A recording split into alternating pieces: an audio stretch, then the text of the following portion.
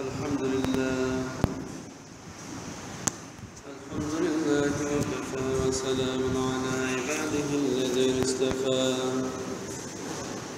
نحمده ونستعينه ونستغفره ونعوذ بالله من شرور أنفسنا ومن سيئات أعمالنا من يهده الله فلن تجد له وليا مرشدا ونشهد أن سيدنا وحبيبنا وطبيب قلوبنا وطبيب أرواحنا محمد الذي أرسله بالحق بشيرا ونذيرا وداعيا إلى الله بإذنه سراجا وقمرا منيرا وقد قال الله تعالى في كلامه المجيد والفرقانه الحميد أعوذ بالله من الشيطان الرجيم بسم الله الرحمن الرحيم يريد الله بكم اليسر ولا يريد بكم العسر ولتكملوا العدة ولتكبروا الله على ما هداكم ولعلكم تشكرون وقال النبي صلى الله عليه وسلم يخرج يوم الفطر والأضحى إلى المصلى فأول شيء يبدأ به الصلاة ثم ينصرف فيقوم مقابل الناس والناس جلوس على صفوفهم فيعزهم ويوصيكم ويأمركم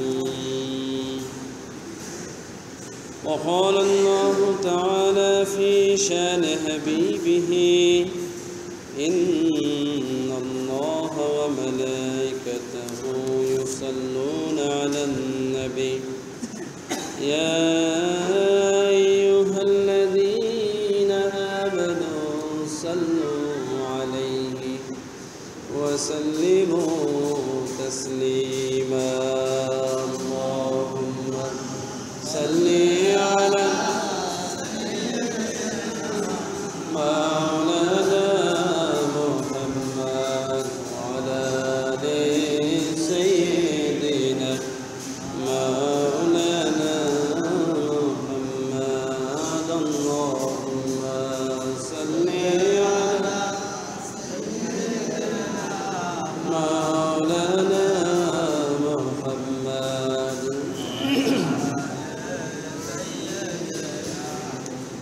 مولانا محمد جبرائيل जाके বারেবার খোলো হে আকাশের দ্বার এসেছেন করতে মওলার দিদার দু জাহানের সরকার আল্লাহুম্মা সাল্লি আলা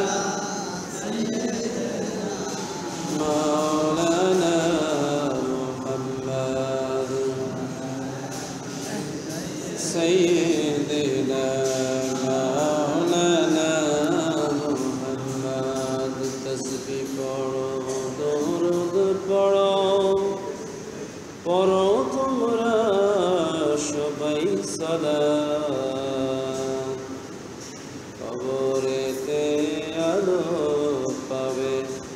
হাসরেতে সব নাজাত আল্লাহুম্মা সাল্লি আলা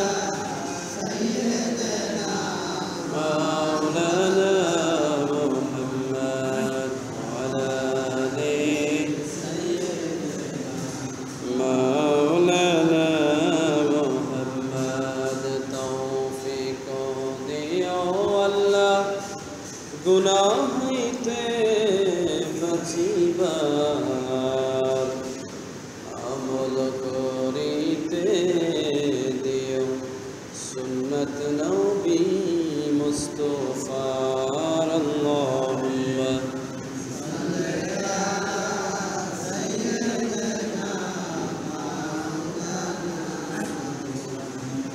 ওয়া আলা আলি মাওলানা মুহাম্মদ লা ইলাহা ইল্লাল্লাহ লা ইলাহা ইল্লাল্লাহ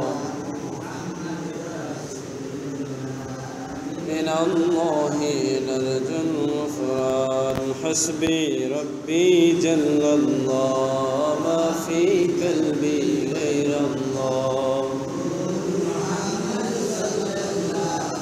লা ইলাহা ইল্লাল্লাহ লা ইলাহা ইল্লাল্লাহ লা ইলাহা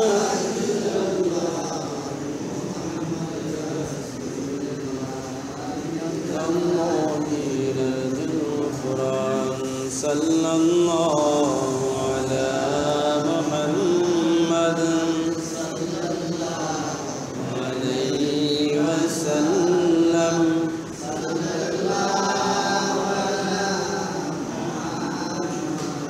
সাল্লাল্লাহু আলাইহি ওয়াসাল্লাম ইয়া নবী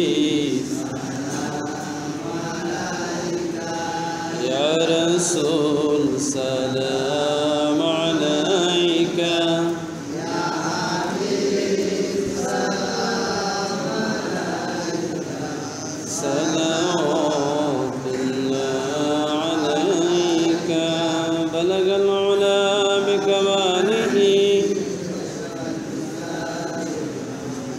حسنت جميع خصاله صلوا عليه وآله سلموا يا كربا صلوا على سد الأمين مصطفى ما جاء إلا رحمة للعالمين الحمد لله رب العالمين والصلاة والسلام على رسول الأمين والأنبياء أجمعين ربي لك الحمد كما ينبغي لجلال وجهك وعظيم سلطانك معزز محترم حاضرين আল্লাহ রাব্বুল আলামিনের দরবারে আসুন আমরা শুকরিয়া আদায় করি যিনি আমাদেরকে পবিত্র মাহে রমজানের শেষ দশকে বরকতময় জুমার দিনে জামাতুল বিদাতে যথাসময়ে মসজিদে এসে বসার এবং কিছু সময় আল্লাহ রাব্বুল আলামিনের তাসবিহ তাহলিল এবং রাসূলুল্লাহ সাল্লাল্লাহু আলাইহি সাল্লামের উপরে দরুদ ও সালাম পেশ করার তৌফিক এনায়েত করলেন।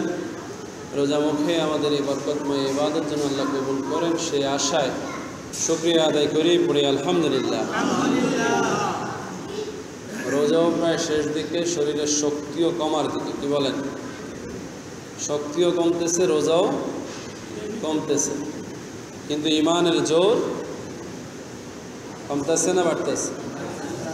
হ্যাঁ, এটা আওয়াজ টাওয়াজ দিয়েন। ইমানের জোর যেন না কমে। রোজা কমতেছে, শরীরের শক্তিও কিছু কমতেছে, কিন্তু ইমানের জোর বাড়তেছে, বলি আলহামদুলিল্লাহ। এবং চূড়ান্তভাবে যেন ইমানের জোর আমাদের মধ্যে তৈরি হয়, এজন্য কিছু সুযোগ এখনও আমাদের সামনে রয়ে গেছে, বলি আলহামদুলিল্লাহ।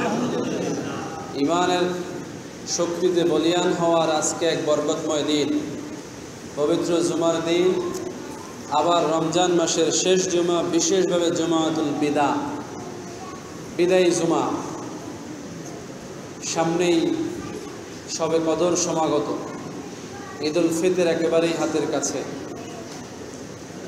এখন এমন একটা সময় আমরা মসজিদে হাজির হলাম যেই সময়টুকু অত্যন্ত দামি এবং মূল্যবান সময়, কি বলেন ঠিক কিনা? এত দ্রুততম সময়ের মধ্যে অনেকগুলো নিয়ামত এবং বরকত হাসিল করার এক পূর্ণাঙ্গ সুযোগ এখন আমাদের সামনে, বলি আলহামদুলিল্লাহ। আজকের এই জুমার মসজিদ থেকে যদি আমরা শুরু করি, আগামীকাল রাত্রে শবে কদর উদযাপন যদি বিশেষভাবে করি, বিগত দিনেও আমরা চেষ্টা করেছি, কি বলেন, করেছি কিনা? 21 রমজান থেকে শুরু করেছি, চেষ্টা করেছি শবে কদরকে তালাশ করার। যদি বরকত পেয়ে থাকি আলহামদুলিল্লাহ, সামনে আরও সুযোগ আছে। বরকত থেকে বঞ্চিত হব এই আশা নাই ইনশাআল্লাহ, আলহামদুলিল্লাহ বলেন। কারণ মুমিন কখনো সুযোগ হাতছাড়া করে না। রাসূলুল্লাহ সাল্লাল্লাহু আলাইহি সাল্লাম স্পষ্ট বলেছেন যে ওই মানুষের নাক ধুলায় দূষিত হোক, রাগিমা আনফু, ওই ব্যক্তির নাক ধুলিমলিন হোক, অর্থাৎ তার নাকে খত দেওয়া উচিত। ধুলিমলিন হওয়া মানে তাকে নাকে খত দেওয়া দরকার। এজন্য যে ব্যক্তি রোজা পেয়েও, রোজার মাস পেয়েও নিজের গুনাহগুলো মাফ করাইতে পারলো না, বলে সুবহানাল্লাহ। রাসূল এখানে রাগিমা আনফু বলেছেন যে তার নাক ধুলায় দূষিত হোক। তো নাক কখন ধুলা লাগে? যখন মাটিতে নাকে খত দেয়, কি কোন ঠিক না? এই নাকে খত দেয়া মানে হচ্ছে তার জন্য এটা একটা লজ্জা, তার জন্য অপমান, শাস্তির একটা বিধান। আল্লাহ রসুল এই কথাটাই বলেছেন, রমজান মাস পেয়েও যারা তাদের গুনাহগুলো মাফ করাইতে পারলো না, তারা যেন এরকম হালাক হয়ে গেল, ধ্বংস হয়ে গেল, তাদের জন্য অভিশাপ। রাসূলুল্লাহ সাল্লাল্লাহু আলাইহি সাল্লাম তাদের উপরে লানত করেছেন যে এই রমজানের সুযোগ পেয়েও তারা নিজেদেরকে সেইভাবে আল্লাহ রাব্বুল আলামিনের দরবারে উপস্থাপন করতে পারে নাই, যেভাবে উপস্থাপন করলে আল্লাহ রাব্বুল আলামিন পবিত্র মাহে রমজানে যে ওয়াদা করেছেন। রাসূলুল্লাহ সাল্লাল্লাহু আলাইহি সাল্লাম যে ঘোষণা আমাদেরকে শুনিয়েছেন, মান কামা রমাদানা ঈমানান ওয়া ইহতিসাবান গুফিরা লাহু মা তাকাদ্দামা মিন জানবিহি ওয়া মা তাআখার, যে রমজান মাসে যারা বিশ্বাসের সহিত এবং ইহতিসাবের সহিত, বিশ্বাস আর হিসাব, একটা হচ্ছে বিশ্বাস করলাম যে আল্লাহ রাব্বুল আলামিন আমাকে রমজান মাসে বরকত দান করবেন, আর ইহতিসাব হচ্ছে রমজানের শুরু থেকে শেষ পর্যন্ত আমি আল্লাহর রহমত কতটা অর্জন করলাম, এই চিন্তা যাদের মধ্যে আছে, আল্লাহ রাব্বুল আলামিন এভাবে বলেছেন যে আল্লাহ রাব্বুল আলামিন তাদের জীবনের পিছনের সমস্ত গুনাহগুলো মাফ করে দেবেন, বলে সুবহানাল্লাহ। খুশি হন নাই বোধহয়? কি কন? পুরা জীবনের গুনাহ মাফ পেয়েও খুশি না? খুশি হইলে আমাদের চেহারা এবং জবান এইভাবে কিন্তু প্রকাশ করে না, করে আরেকটু জোরে, আরেকটু আবেগ দিয়ে, আরেকটু চেহারা উজ্জ্বল করে, চোখে মুখে একটু আলোর দ্যুতি ছড়িয়ে, নুরানি একটা মেজাজ নিয়ে প্রকাশ করে যে খুশি হয়েছে, কি বলেন ঠিক না? আসুন আমরা আরও একবার এই কথাটাকে বোঝার চেষ্টা করি। রাসূল বলছেন, মান কামা লাইলাতুল কদরে ঈমানান ওয়া ইহতিসাবান গুফিরা লাহু মা তাকাদ্দামা মিন জানবিহি ওয়া মা তাআখার। রমজান মাস পেয়েছো, সওয়াবের আশা হিসাব করে করে গুনাহ মাফের জন্য চেষ্টা করেছো, এরপরেও তোমাদেরকে আরেকটা সুসংবাদ দেওয়া হলো যে যারা লাইলাতুল কদরের রাত্রিতে দাঁড়িয়ে যাবে, দণ্ডায়মান হবে, আল্লাহ রাব্বুল আলামিনের দরবারে দাঁড়িয়ে যাবে, তাদেরও জীবনের গুনাহগুলো আল্লাহ মাফ করে দেবেন, বলে সুবহানাল্লাহ। ডাবল হইল, কয়টা হইল? একটা হলো রোজার মাস পাইয়া, রোজার মধ্যে যদি আমরা সেটাকে বিশ্বাস করি, ইমানের সহিত যদি আমরা রোজাগুলো পালন করি, রোজার হুকুম আহকামগুলো, এবং রোজার মাসে নিজেদের ইমান আকীদা, নিজেদের চলাফেরা যদি সুন্দর করি, আল্লাহ রসুল বলছেন গুনাহ মাফ হবে। আর এইটাতেও যদি কারো কারো কমতি থাকে, ত্রুটি বিচ্ছুতি হয়ে যায়, রসুল বললেন সবে কদরের রাত্রিতে যদি সে আবার আল্লাহর দরবারে দাঁড়িয়ে যায়, তো আল্লাহ রাব্বুল আলামিন তাকে মাফ করে দেবেন, বলে সুবহানাল্লাহ। এলে ক্ষমার গ্যারান্টি, একবারে না হোক দ্বিতীয়বারে তো হবেই, কি বলেন ঠিক না? রাসূলুল্লাহ সাল্লাল্লাহু আলাইহি ওয়াসাল্লাম আরও বললেন যে রমজান মাস হচ্ছে শাহরু রমাদান, আউয়ালুহু মাগফিরাতুন ওয়া আওসাতুহু, আউয়ালুহু রাহমাতুন ওয়া আওসাতুহু মাগফিরা ওয়া আখিরুহু ইতকুম মিনান নার। বান্দা যেন সরে না যায়, বান্দা যেন হতাশ না হয়ে ফিরে না যায়, উম্মত যেন রমজানকে কোনো দিকে অবহেলা না করে, জন্য রাসূল আমাদেরকে আল্লাহর পক্ষ থেকে জেনে, আল্লাহ রাব্বুল আলামিনের পক্ষ থেকে সুসংবাদ প্রাপ্ত হয়ে আমাদেরকে এমন পদ্ধতি বাতলায় দিলেন যে রমজানের শুরুর 10 দিন তোমাদের উপরে আল্লাহ রহমত নাজিল করবে। এটা কি অটোমেটিক, রাসূল বলছেন রমজানের প্রথম 10 দিন রহমতের। এই রহমত আপনি চান বা না চান, রাসূল কিন্তু উল্লেখ করেন না। অন্য হাদিসে মান কামা লাইলাতুল কদরে ঈমানান ওয়া ইহতিসাবান বলেছেন, মান সামা ঈমানান ওয়া ইহতিসাবান বলেছেন, অর্থাৎ মান দিয়ে উল্লেখ করেছেন যারা যারা করবে, যারা দাঁড়াবে, যারা বিশ্বাস করবে, যারা রমজানের রোজা রাখবে। কিন্তু এই ব্যাপারে রাসূল বললেন যে না, রমজানের একটা বিশেষ খাসিয়তই হচ্ছে রমজান মাস প্রথম 10 দিন রহমতের, দ্বিতীয় 10 দিন মাগফিরাতের এবং তৃতীয় 10 দিন দোজখের আগুন থেকে নাজাত। বলি সুবহানাল্লাহ। এটা সকল উম্মতের জন্য একটা কমন ঘোষণা। এই রমজান মাস আসা মাত্রই রহমত যারা শুরু হয়ে গেছে, এই রমজান মাস আসা মাত্রই আল্লাহ রাব্বুল আলামিনের পক্ষ থেকে ক্ষমার ঘোষণা শুরু হয়ে গেছে, এই রমজান আসা মাত্রই দোজখের আগুন থেকে মুক্তির ফয়সালা শুরু হয়ে গেছে। বলি সুবহানাল্লাহ। রাসূলুল্লাহ সাল্লাল্লাহু আলাইহি সাল্লাম বলেছেন যে যখন রমজান মাস আসে, এই রমজান মাসে আল্লাহ রাব্বুল আলামিন প্রতি রাত্রেই উম্মতের মধ্য থেকে, বান্দাদের মধ্য থেকে এত পরিমাণ বান্দাকে মাফ করে দিবেন যে বনি কালবের মেষের গায়ে ওই পরিমাণ পশমও নাই। বলি সুবহানাল্লাহ। রাসূল খাস করেছেন যে রমজান মাসের প্রতিটা রাত্রি এমন যে প্রতি রাত্রিতেই আল্লাহ রাব্বুল আলামিন তার কিছু বান্দাকে মাফ করে দিবেন। বলি সুবহানাল্লাহ। আমরা অনেকেই সীমাবদ্ধ জীবনযাপন করছি, আমরা অনেকেই রমজানকে এই ভাগে ভাগে পেয়ে মিশ্রণ করে ফেলেছি, ভুল বুঝতেছি। আপনাদেরকে আমি একটা ছোট্ট উদাহরণ দিই। আপনার পকেটে টাকা আছে, 1000 টাকার নোটও আছে, 500 টাকার নোটও আছে, 50 টাকা 100 টাকার নোটও আছে, কিছু খুচরা পয়সাও আছে। সব মিলিয়ে আপনার পকেটে 5000 টাকা। কত? 5000 টাকা। এখন কেউ যদি বলে যে তোমার পকেটে তো মাত্র 2টা 1000 টাকার নোট, এটাই টাকা আর কিছুটা টাকা না, আপনি কি মানবেন? এটা বড় নোট, এটার গুরুত্ব বেশি, এই জন্য আপনি বললেন যে না, এই 2000ই টাকা আর বাকিগুলি টাকা না, এগুলি খুচরা নোট, খুচরা পয়সা। এগুলি কি দাম আছে নাকি? আসলে কি দাম আছে? প্রতিটা পয়সার মূল্য এখানে আছে, আছে কি না? এবং আপনার যোগের মধ্যে প্রতিটা পয়সাই সমান টাকার মর্যাদা পায়, পায় কি না?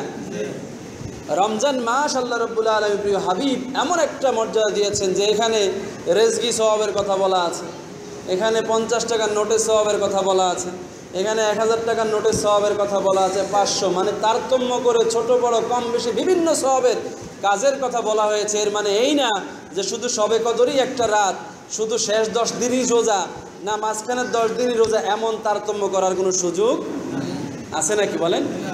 প্রতিটা মুহূর্ত আল্লাহ রাব্বুল আলামিনের দরবারে আমাদের সওয়াবের বিশেষ মৌসুম। বলি সুবহানাল্লাহ। তারপরও নোটের একটু গুরুত্ব আছে না নাই? দিতে গেলে 1000 টাকার নোট দিলে 1000 টাকা হাসিল হয়, 500 হাসিল হয় না, পুরাটাই হাসিল হয়। কি বলেন, ঠিক কিনা? 500 টাকার নোট দিলে কোনো 100 হাসিল হয় না, 500ই হাসিল হয়ে যায়। যখন কেউ দেয়, এই 500 নোট দিলে মানে 500 আপনি পায়া গেলেন, এটার মধ্যে কোনো সন্দেহ থাকে? রাসূলুল্লাহ সাল্লাল্লাহু আলাইহি সাল্লাম আমাদেরকে রমজানের ওই যে বিশেষ বিশেষ সময় নির্ধারণ করেছেন এবং বিশেষ বিশেষ মর্যাদার সময়ের কথা বলেছেন, এগুলো হচ্ছে কড়া নোট। সুবহানাল্লাহ বলেন। মানে সওয়াবের বিশেষ সময়ে বিশেষ সওয়াবের বরাদ্দ, যেখানে কোনো কম হবে না, যা বলা হচ্ছে তাই পাওয়া যাবে। বলি সুবহানাল্লাহ। আপনি খুঁজে খুঁজে খুঁজে খুঁজে অল্প অল্প সওয়াব অর্জন করে যা লাভ করতেন, ওই বিশেষ বিশেষ সময়গুলোর কথা আসার কারণে এবং ওই বিশেষ বিশেষ বরাদ্দগুলো থাকার কারণে আপনার ওই রেজকি পয়সার ওজনের চাইতে নোটের ওজন বেশি না কম? নোটের ওজন কম না? একটা আদলি পয়সা দিলে অন্তত 10টা 1000 টাকার নোট হবে, হবে কি না ওজনে? কিন্তু দামে 1000 টাকার নোটের গুরুত্ব বেশি, আদলির দাম আদলিই হবে, 50 পয়সাই হবে। এই রমজান মাসে আল্লাহ রাব্বুল আলামিনের প্রিয় হাবিব আমাদেরকে সওয়াবের এই তারতম্য দেখিয়ে আমাদেরকে সকল বিষয়ে অর্জন করাটা সুযোগ করে দিয়েছেন, কেউ যেন বঞ্চিত না হয়। বলি সুবহানাল্লাহ। একটা রেজকি পয়সা পাওয়ার উপযুক্ত লোক আর 1000 টাকার নোট পাওয়ার উপযুক্ত লোক কি সমান হয় বলেন? সমান হয়? আপনি কি দেন সেইভাবে? আপনি তার কাজের মূল্যায়ন করেন, তার আমলের মূল্যায়ন করেন, তার ইবাদতের মূল্যায়ন করেন, তার শ্রমের মূল্যায়ন করেন, সেই অনুযায়ী নোট বরাদ্দ করেন, ঠিক কিনা? আল্লাহ রাব্বুল আলামিন সুযোগ রেখেছেন সবার জন্য, কাউকে বঞ্চিত করবেন না। কিন্তু আল্লাহ রাব্বুল আলামিন ওই সুযোগের মধ্যে আবার যাচাইও করে নিচ্ছেন যে কারা নোটওয়ালা মুসলমান। কি বলেন, ঠিক কিনা? কারা বেশি সওয়াবের ভাগীদার মুসলমান, কারা আজকে বেশি মর্যাদাবান রোজাদার হবে, কারা আজকে সবচাইতে ভালো মুসলমান হিসাবে রমজানের মর্যাদা হাসিল করে ওই ঈদুল ফিতরের ময়দান থেকে বেগুনা মাসুম হয়ে বাড়ি ফিরবে, এই ফয়সালা আল্লাহ করছেন বলি সুবহানাল্লাহ। আমরা অনেকেই বসে আছি, রোজার মাস সবার জন্যই সমান, রোজার বরকত যেহেতু সমান, রোজার সব দিনই সমান, রোজার সব ফজিলত সমান, এই সমান করে আমরা একটা ধোকার মধ্যে আছি। ধোকাটা হচ্ছে এরকম, সমান হইলে ভাবে এমন যে আমিও সবাই পাইতেছি, অন্যরা যা পায় আমিও তাই পাইতেছি। সমান হইলে সুবিধা না, কি কন? এখানে যদি সব বরাদ্দ হয় যে আজকে এই মসজিদে যত মুসল্লি আছে সবাইকে একটা করে নোট দেওয়া হবে, 1000 টাকার নোট, যাওয়ার সময় সবাই একটা করে নোট নিয়ে যাবে, কোনো ভাগ বেতনটা নেই, আসেনি? কিন্তু দেখা গেল কিছু রেজকি পয়সা, কিছু 500 টাকা, কিছু 100 টাকা, কিছু 600 টাকা সাজানো রাখানো আছে। বলা হলো যাওয়ার সময় আপনাদের সবাইকে হাদিয়া দেওয়া হবে। এবার মুসল্লিদের মধ্যে শুরু হয়ে গেল, হ্যাঁ আমারে জানি কোনটা দেয়, বড়টা কেমনে হাসিল করা যায়, চেষ্টা শুরু হবে কিনা বলেন? মনের মধ্যে একটা আকাঙ্ক্ষা শুরু হয়ে যাবে, আমার তো বড় নোটটা চাই, ছোটোটা দিয়ে আবার বিদায় করলে তো অসুবিধা, রাখছে তো ভাগে ভাগে, কোনটা জানি আমারে দেয়। কি একটা মনের মধ্যে টেনশন আছে না? আসেনি? মুসলমান কি করবে তখন? চিন্তা করবে, একটু আগে গিয়ে বসি, হুজুরের নজরে থাকি, হুজুরে আমার দিকে নজর পড়লে হয়তো বড় নোটটা দিবে। আর একটু আগে থাকি, জোরে জোরে সুবহানাল্লাহ বলি, হয়তো হুজুরে খুশি হইলে 500 টাকার নোটটা দিবে। একটা টেন্ডেন্সি কাজ করে না আমাদের মধ্যে? এটা আমি বলি না যে আপনার মধ্যে থাকতেই হবে, এরকম একটা স্বভাব আমাদের মধ্যে আছে। ঠিক রোজার মাসে আল্লাহ রাব্বুল আলামিনের পক্ষ থেকে সওয়াবের এরকম বিভিন্ন ধরনের ফয়সালা থাকার কারণে ইমানদার মুসলমানেরা রমজান মাসকে এইভাবে হাসিল করার চেষ্টা করে। সে কোনো মুহূর্ত লস করতে রাজি না, সে চায় যে সবচাইতে বড় বিষয়টা কিভাবে আল্লাহর কাছ থেকে আদায় করে নেওয়া যায়, বলি সুবহানাল্লাহ। এই চিন্তা ফিকির যাদের মধ্যে নাই, এদের ব্যাপারে রাসূল সতর্ক করেছেন, যারা রমজান পেয়েও নিজের গুনাহ মাফ করাইতে পারলো না, এদের মতো হতভাগা আর কেউ নাই। রাসূল বলেছেন রমজানের সবচাইতে ছোট নোট বা সবচাইতে ছোট তোহফা হচ্ছে আল্লাহর পক্ষ থেকে তোমাদের গুনাহগুলো মাফ করা হবে, বলি সুবহানাল্লাহ। খুশি হন নাই আপনারা? সুবহানাল্লাহ। হ্যাঁ, খুশি হন নাই বোধ হয়। গুনাহ মাফ, এটা আর কি? গুনাহ থাকলে গুনাহ মাফ করবে, এটা আপনার কাছে আর আমার কাছে কি আসে? কি কন? যদি বলি যে না, রমজানের সবচাইতে ছোট্ট উপহার হচ্ছে আপনাকে শবে কদরের রাত্রিতে 1000 মাসের চাইতে বেশি সওয়াব দেওয়া হবে, খুশি হবেন না বেচারা? কম না বেশি? 1000 করে টান দিছি না, 1000 মাস মানে তো কত মাস, কি কন? ঠিক না? 1000 মাস সমান মানে হচ্ছে 84 বছর 4 মাসেরও বেশি সময়।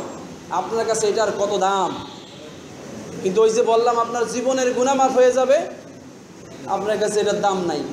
আপনার জীবনে কতটা বছর পার করে দিলেন, কত গুনাহ করলেন, কিয়ামতের ময়দানে যখন যাবেন, আপনি হাসরের ময়দানে যখন মিজান পাল্লার সামনে আপনাকে দাঁড় করানো হবে, আপনার আমলনামাটা যখন মিজানের পাল্লায় দেওয়া হবে, সেই দিন আপনি বুঝবেন এই ক্ষমার কত দাম, বলি সুবহানাল্লাহ। কি বুঝে আসবে না সেই দিন? একটা লোক রমজান মাসে ক্ষমা পেয়ে গুনাহবিহীন অবস্থায় মিজানে হাজির হয়ে গেল, আর আপনি রমজানকে গুরুত্ব না দেওয়ার কারণে গুনাহ নিয়ে হাজির হয়ে গেলেন।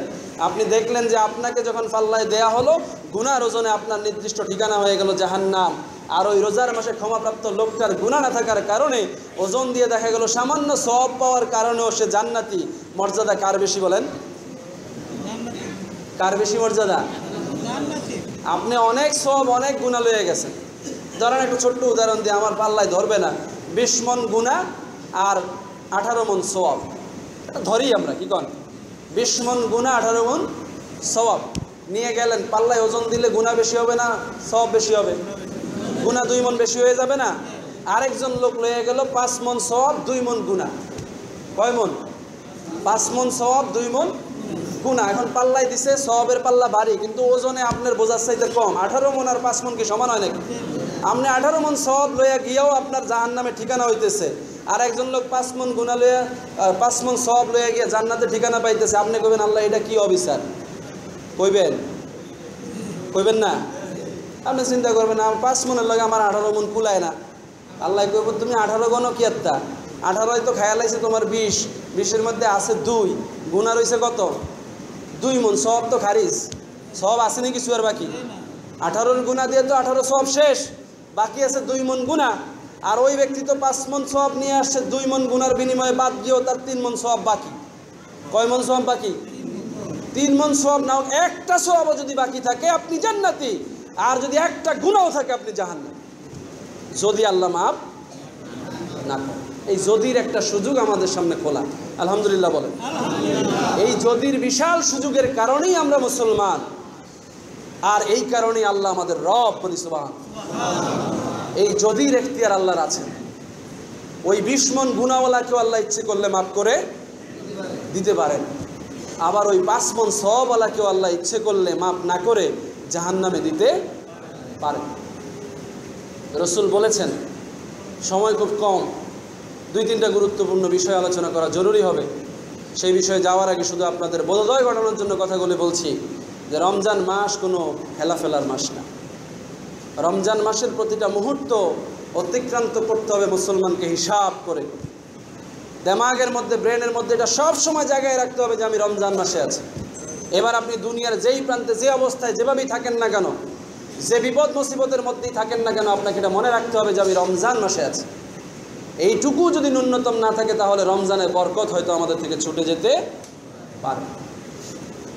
সম্মানিত ভাইয়েরা, যে কথা বলার জন্য এতগুলো কথা বললাম সেটা হচ্ছে রমজান মাস আজকে জুমাতুল বিদা, বিশেষ একটা বরকতময় দিন। জুমার দিনের গুরুত্ব স্বাভাবিকভাবে রাসূল বলেছেন গরিবের হজের দিন।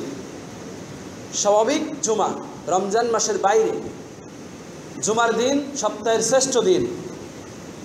আবার বলেছেন এটা গরিবের ঈদেরও দিন। জুমার দিনের ফজিলতের অসংখ্য বর্ণনা রয়েছে, সেগুলো আপনারা কম বেশি জানেন। রমজান মাসে এসে এটার মর্যাদা বেড়ে গেল 70 থেকে 700 গুণ, বলি সুবহানাল্লাহ। একটা জুমা মানে আজকে আমরা 70টা জুমার সওয়াব আল্লাহ আমাদের আমলনামায় দিবেন বলেছেন, বলি সুবহানাল্লাহ। 70টা জুমা পড়তে 70টা সপ্তাহ লাগে। কয়টা সপ্তাহ লাগে? 70টা সপ্তাহ লাগে। আজকে একটা দিনে ওই 70টা জুমার সওয়াব আল্লাহ আমাকে আপনাকে দিবেন। আল্লাহকে একটা নজর দিবেন না যে এই বান্দাগুলো আমার সেই বান্দা কিনা? একটা নজর দিবেন না যে এই বান্দাগুলো কি আমার রমজানের বাইরের সেই বান্দাগুলো কিনা?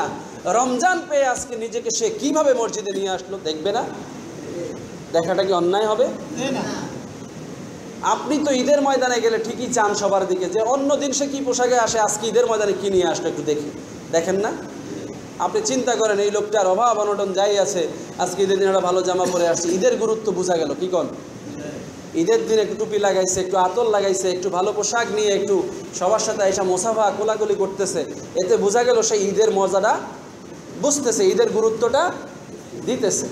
আজকের এই জুমার দিকে তাকালে আল্লাহ রাব্বুল আলামিন যদি আমাদের মধ্যে সেই রকম কোনো লক্ষণ না দেখেন যে রমজানের আগের জুমা আর এই বান্দার এই রমজানের এই জুমাতুল বিদা কোনো পরিবর্তন নাই, একই রকম অভ্যাস, একই রকম চেহারা, একই রকম পোশাক, একই রকম সুরত, একই রকম ওযু, একই রকম সময়ে আসা, একই রকম মন মানসিকতা নিয়ে মসজিদে বসা, একই রকম অস্থিরতা নিয়ে মসজিদ থেকে চলে যাওয়া যদি আগের মতো সমান হয়ে যায়, আমি বলবো না যে আল্লাহর দয়ার কোনো সীমা আছে, আল্লাহর দয়ার কোনো সীমা নাই, কিন্তু আমার আপনার যোগ্যতার সীমা আছে। কি বলেন ঠিক কিনা?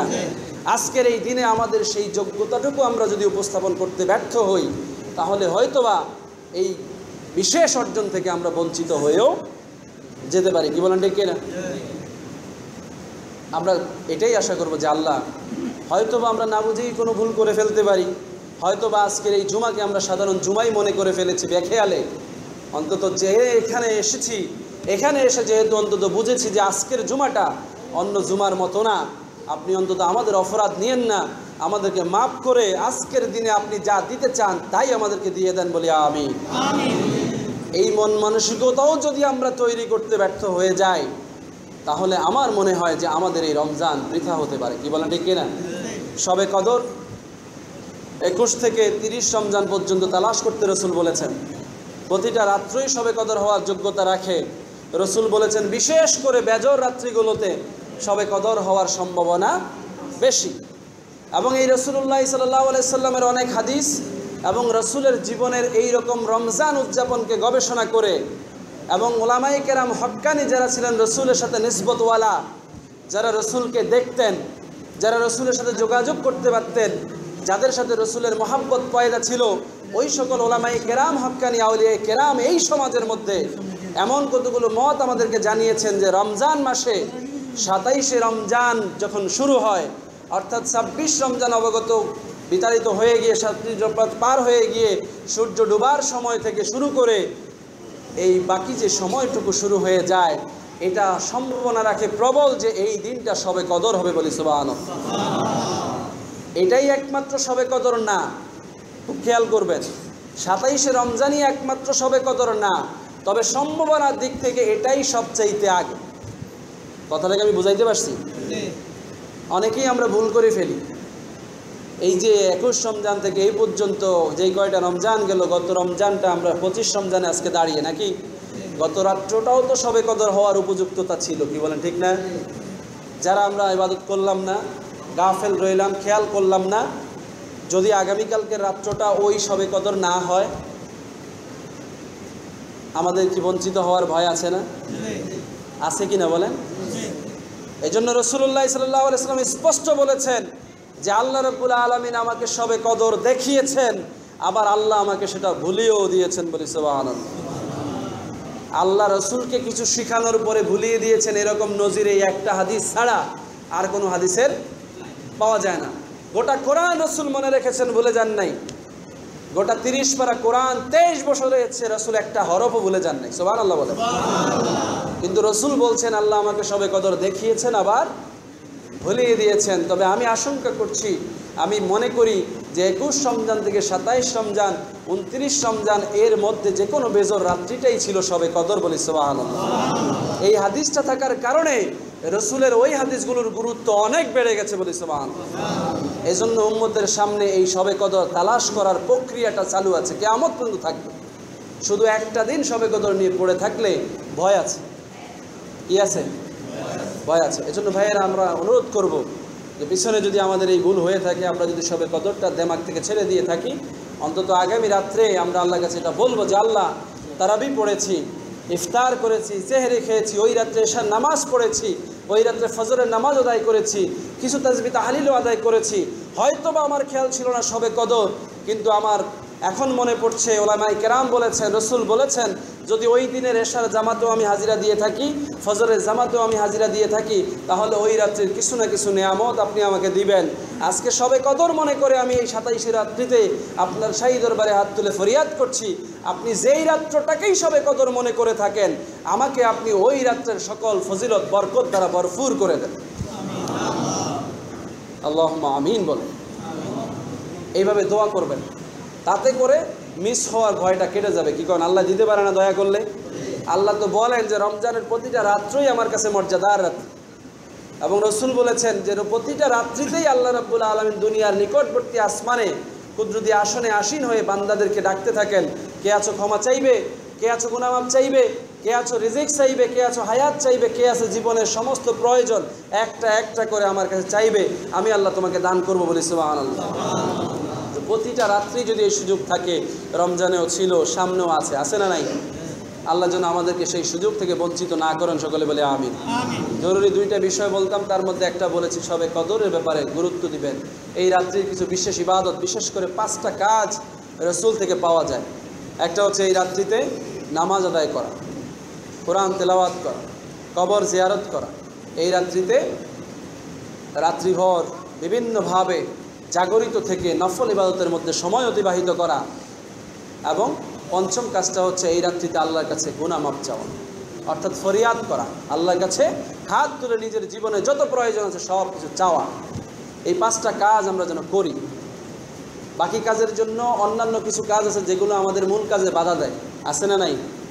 ওই দিনের ইন্তজাম নিয়ে একদল লোক ব্যস্ত, ওই দিনের ইবাদত বন্দিগির মধ্যে ওয়াজ নসিহত নিয়ে একদল লোক ব্যস্ত, ওই রাত্রিতে ঘুরে বেড়ানো, মসজিদে মসজিদে ঘুরে ঘুরে বেড়ানো নিয়ে একদল লোক ব্যস্ত, আরেকদল লোক ওই রাত্রিতে জায়গায় জায়গায় জিয়ারত এই উদ্দেশ্যে সফরে ব্যস্ত।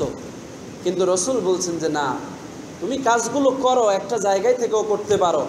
10টা জায়গায় গেলে তোমার সময় অপচয় হবে, এনার্জি নষ্ট হবে, ক্লান্তি আসবে, কিন্তু 1টা-2টা জায়গায় থেকে তুমি সারা পৃথিবীর সমস্ত কবরবাসীদের কবর কিন্তু জিয়ারত করতে পারো, পারো কিনা? এই সিস্টেম আমাদের ওলামায়ে কেরাম শিখিয়েছেন কিনা? বিশেষ বিশেষ জায়গায় গিয়ে জিয়ারত করার বরকত আছে। হক্কানি ওলিয়া আউলিয়াদের কবরের পাশে দাঁড়িয়ে হাত তোলার মধ্যে বরকত আছে। কিন্তু শবে কদরের রাত্রিতে এই বিশেষ কাজটার চাইতে ওইটাকে বেশি গুরুত্ব না দেওয়াটাই আমি বুদ্ধিমানের কাজ মনে করি। কারণ শবে কদরের রাত্রিটার গুরুত্ব এত বেশি যে এটা হয়তো ওই আপনার সফরের সময় যে নষ্ট হবে তার চাইতে বেশি নাও হতে পারে। কি বলেন, ঠিক না? এই জন্য আমাদের ইতমিনান থাকবে যে ওই রাত্রির প্রতিটা সময়কে কাজে লাগান। আরেকটা রাত্রির বিশেষ ঘোষণা আজকের খুতবায় রয়েছে, যেটা বলেই আমি শেষ করব। সেটা হচ্ছে ঈদের রাত্র।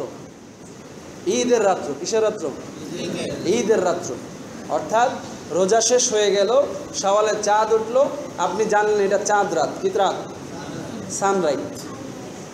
এই চাঁদ রাতের ব্যাপারে রসুল বলেছেন, সুস্পষ্ট হাদিস রয়েছে, এই রাত্রিতে যারা ইবাদত বন্দি করবে তাদের কল্প কিয়ামত পর্যন্ত না, শুধু হাসর থেকে জান্নাতে যাওয়ার আগ পর্যন্ত তাদের কল্প কোনোদিন মরবে না। সুবহানাল্লাহ। এই না মরার মানে কি? মানুষ মরে গেলে তো কলপ টলপ সহ সবই মরে যাওয়ার কথা, কি কোন ঠিক না? কিন্তু রসুল বললেন যে না, 5টা রাত্র এমন রয়েছে যে এই 5 রাত্রে ইবাদত করলে তাদের কল্প জিন্দা থাকবে। অর্থাৎ এই কল্পে সব সময় আল্লাহর জিকির চালু থাকবে। বলি সুবহানাল্লাহ। এই 5টা রাত্রের মধ্যে 2টা 2 ঈদের রাত্র। কয়টা? ঈদুল আজহা এবং ঈদুল ফিতরের পূর্ব রাত্র, শবে কদরের রাত্র, জুমার পূর্ব রাত্র। কোন রাত্র?